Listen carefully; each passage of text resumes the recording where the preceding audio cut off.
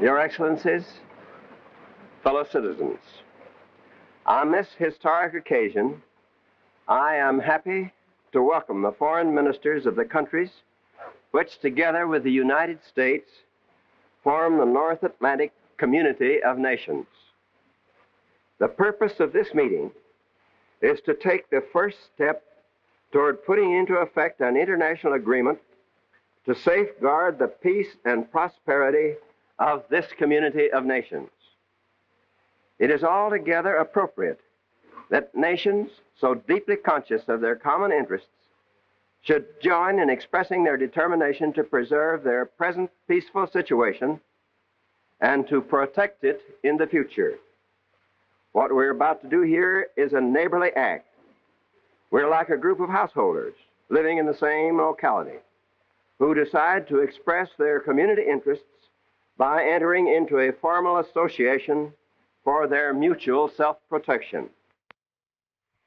The nations represented here have known the tragedy of these two wars. As a result, many of us took part in the founding of the United Nations. Each member of the United Nations is under solemn obligation to maintain international peace and security. Each is bound to settle international disputes by peaceful means, to refrain from the threat or use of force against the territory or independence of any country, and to support the United Nations in any action it takes to preserve the peace. That solemn pledge, that abiding obligation, we reaffirm here today. We rededicate ourselves.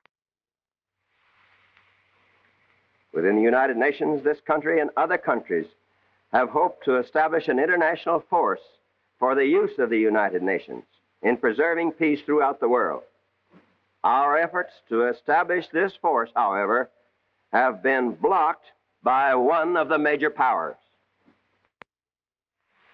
In this treaty, we seek to establish freedom from aggression and from the use of force in the North Atlantic community. This is the area which has been at the heart of the last two world conflicts. To protect this area against war will be a long step toward permanent peace in the whole world. There are those who claim that this treaty is an aggressive act on the part of the nations which ring the North Atlantic. That is absolutely untrue. The fact, we are determined that they shall not happen again. In taking steps to prevent aggression against our own peoples, we have no purpose of aggression against other peoples. To suggest the contrary is to slander our institutions and defame our ideals and our aspirations. The nations represented here are bound together by ties of long standing. We're joined by a common heritage of democracy, individual liberty, and rule of law. These are the ties of a peaceful way of life. In this pact, we are merely giving them formal recognition. With our common traditions, we face common problems.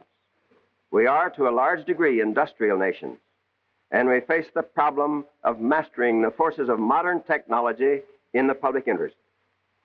To meet this problem successfully, we must have a world in which we can exchange the products of our labor, not only among ourselves, but with other nations. We've come together in a great cooperative economic effort to establish this kind of world. We're determined to work together to provide better lives for our people without sacrificing our common ideals of justice and human worth. But we cannot succeed if our people are haunted by the constant fear of aggression and burdened by the cost of preparing their nations individually against attack. We believe that it is possible for nations to achieve unity on the great principles of human freedom and justice, and at the same time to permit in other respects the greatest diversity of which the human mind is capable. For us, war is not inevitable. We do not believe that there are blind tides of history which sweep men one way or another. In our own time, we've seen brave men overcome obstacles that seemed insurmountable and forces that seemed overwhelming. Men with courage and vision can still determine their own destiny. They can choose slavery or freedom, war or peace. I have no doubt which they will choose. The treaty we are signing here today is evidence of the path they will follow. If there is anything certain today, if there is anything inevitable in the future, it is the will of the people of the world for freedom and for peace.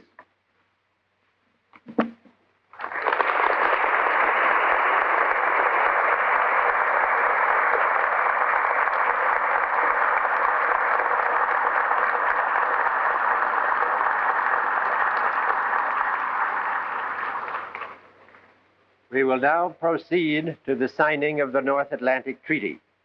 The names of the signatory states will be called in their alphabetic. His Excellency Paul-Henri Spaak, Prime Minister and Minister of Foreign Affairs of Belgium.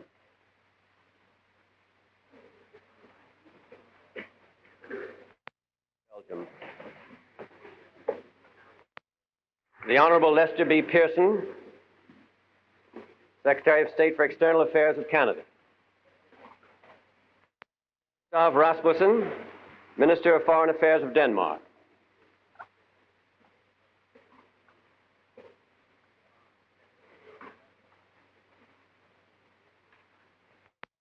Robert Schuman, Minister of Foreign Affairs of the French Republic.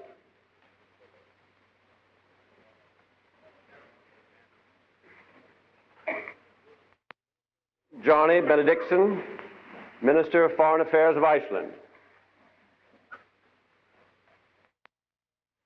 Minister of Foreign Affairs of Italy.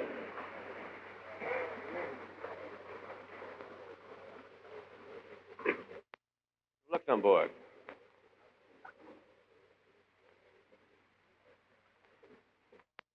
Speaker, Minister of Foreign Affairs of the Netherlands.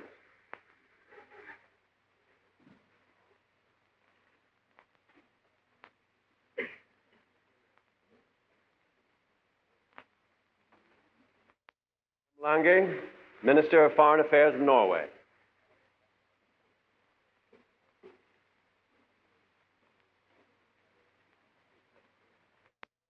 Excellency Dr. José Caeiro da Mata, Minister of Foreign Affairs of Portugal.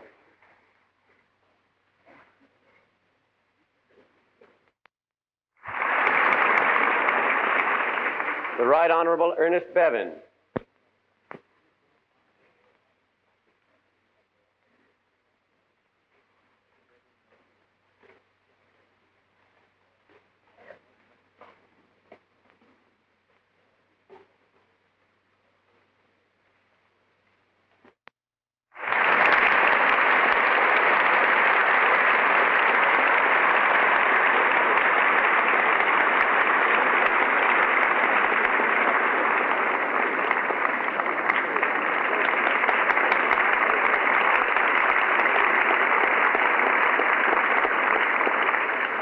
the Honorable Dean Acheson, Secretary of State.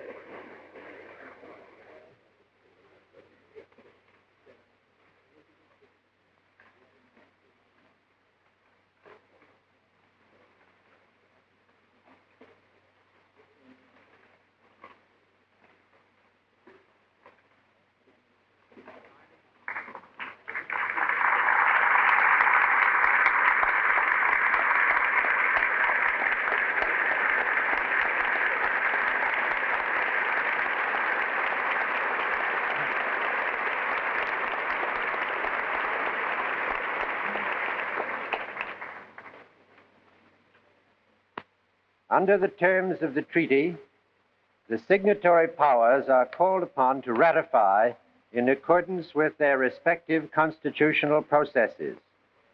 The treaty shall enter into force between the states which have ratified it as soon as the ratifications of the majority of the signatories, including the ratifications of Belgium, Canada, France, Luxembourg, the Netherlands, the United Kingdom, and the United States, have been deposited, and shall